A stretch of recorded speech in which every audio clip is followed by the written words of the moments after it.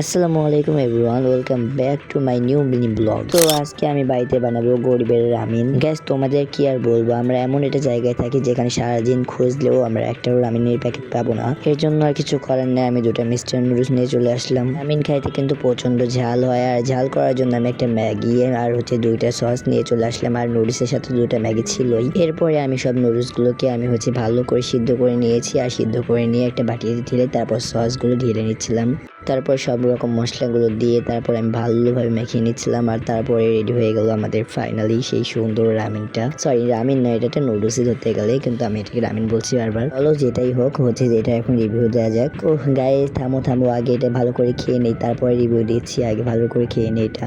গায়ে সত্যি কথা বলতে আমার জিভে একদম পুড়ে যেতে লেগেছিল। ভিডিও করার ঠেলায় আমি গরম গরমে খেতে শুরু করে দিয়েছিলাম। সো যেটাই বলি, কিন্তু এটা খেতে ভালোই ছিল, আমার কাছে তো ভালোই লাগছে। আপনারা চাইলে একবার ট্রাই করে দেখতে পারেন, আশা করি ভালো লাগবে। আজকে ভিডিওটা এই পর্যন্ত, দেখা হচ্ছে অন্য কোনো ব্লগে। বাই বাই, আসসালামু আলাইকুম।